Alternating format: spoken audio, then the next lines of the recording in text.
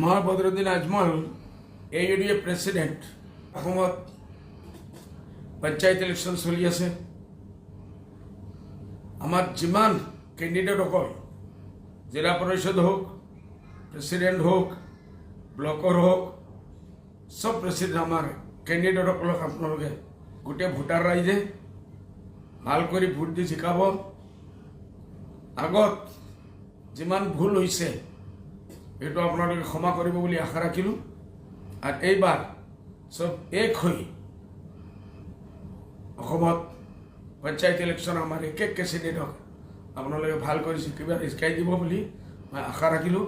মোৰ request, panchayat election হ'ল আচল, MP ইলেকশ্যন, MLA ইলেকশ্যন এইটো ডাঙৰ কথা।